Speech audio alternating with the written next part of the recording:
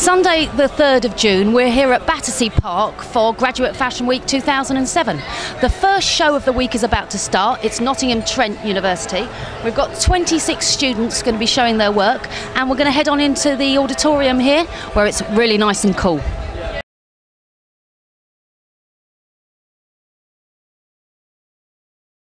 I'm backstage with Hannah Risdon, knitwear designer from Nottingham Trent University.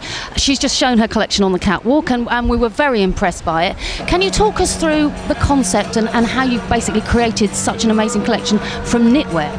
Well, my concept was based upon revolution and the idea of oppression and freedom and the contrasting and the conflicting ideas. So I looked at the stereotypical shapes which come through fashion to do with oppression and freedom, so like Aussie clerk for freedom, and more oppressive ideas to do with military and forced clothing, to do with silhouettes, and just kind of combining the two, but working with knitwear because it's usually confronted with such stigmas of limitations. It just kind of really pushed my knowledge of how like knitwear acts naturally and made it work with different silhouettes.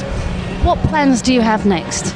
I've been offered a job at Hugo Boss in Switzerland, just in their quality department in knitwear, just sort of developing their designs, working with. And long term, Hannah, would you like to see yourself with your own label, or would you like to work maybe with people like Wear Downey, who are pretty much #1 in the UK for their knitwear collections? What would you like? Well, I like, at the moment, I just sort of gaining experience from lots of different opportunities that are available to me, and also through different knitwear markets, just different applications of knitwear really in the field. So I'm keeping my mind quite open to see what see what happens. That's lovely. Thank you very much, Hannah. Thank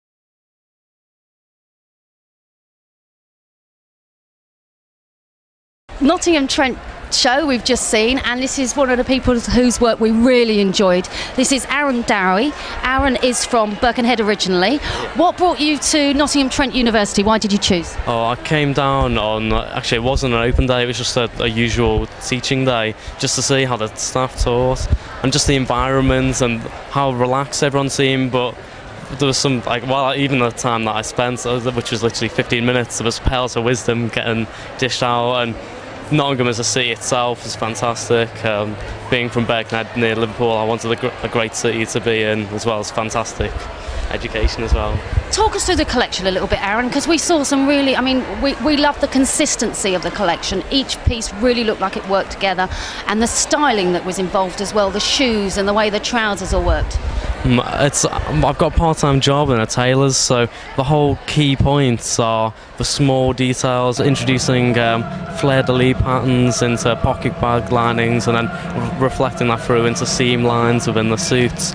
Just attention to detail, bringing all the aspects together. And was there particular inspiration behind what you did? Yes, definitely. Hitman was a real sort of theme. In the media at the minute, there's a lot of movies that revolve around Hitman, and it's always been, I think, for most guys, it's a sort of power and the feeling to feel quite dangerous as a person, so I wanted to reflect that in garments, but still keep them very much wearable and classic, getting that balance between a very nice classic tailored piece, but introducing the subtle finishes just to introduce my theme.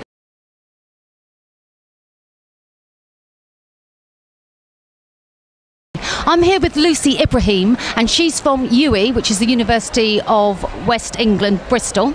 And Lucy's done something very unusual, basically, for her degree. She has designed all the promotional materials for the university, and also the stand here today. That's right. Can you talk us through the concept behind what we've done? We've got bookends. Well, basically, yeah, it's the whole idea for the concept was right from the beginning, through the Bristol shows and through London, was the idea of doors, keys open doors, this being sort of a gateway, the end of our degree into our futures. You know, it's a bit cheesy, but that was kind of the idea, and I kind of wanted to go for quite a surreal space, make it really different from anything else in the arena. So I sort of looked at things like Alice in Wonderland and old sort of expressionist films. And budget, was it a small budget? How did it work? Was actually, yeah, it was quite a small budget. I mean, it was set from the very beginning, so I always knew what I was working with, which was fine really. So I think it's about the same as every other universities, and we did a bit of fundraising to bulk it up because we knew it needed Give us an idea. How much does it take? I think to put a altogether, with the books and all the furniture, the flooring, hiring of the space, the lighting, the TV, I think you're talking £15,000-20,000. Yes, so it's quite a lot of money, but a lot of that goes just on the hiring of the space, the paying to be part of Graduate Fashion Week and the models. That's 10 grand in itself.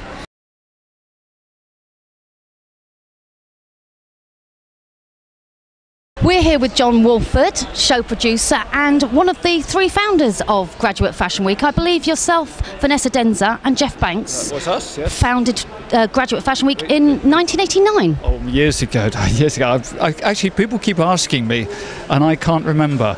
And in fact, Stephen Marnie has just come up to me and was talking about the very first event we ever did that this grew out of, the Smirnoff UK Fashion Awards. And all I can remember, it was at the Hippodrome 2 weeks after it had opened. I mean, isn't that accurate enough date for everybody? I mean, do I need to know the date beyond that? And you run it out of your house, basically, to start with, is that for right? a while, yes. I ran it out of my house. I mean, it was 3 shows a day. We had 14 colleges, and it all tied up. We were up at the Business Design Centre when it all started, and Wednesday was the gala, which was the Smirnoff type thing, and we had 2 shows a day, so it was quite easy to organise. Got a bit more complicated, a few more exhibition stands when Esprit and then BHS took it over. But it's now what it is now. I mean, this huge, great big event. And it was registered as a charity in 1991, and I understand that the purpose of the charity was to carry out the wishes of the colleges. Is that the remit? This event is owned by the colleges. I mean, that's their. It was set up at their bequest. So, as a proper veteran founder of Graduate Fashion Week, what are your feelings this season? We were just chatting before off camera about the zero model debate. What's your position on that, John? Well, to be honest with you, I think it is a complete and utter waste of time. I think not insofar as the girls don't need to be monitored. I mean, I think it's great that somebody is concerned with them. But the amount of time and effort and waste of our time, of all these sort of trained professionals who are having to sit and pontificate just because the press have picked up on it and made it into, well, that's their rather cheap story. And the interesting thing is the French have not picked up on it at all, and they have got on with the main business, which is creating clothes and selling and doing fashion, and it's taken everybody's eye off their core business, and I think for that, I mean, it's been really, really bad for the British industry.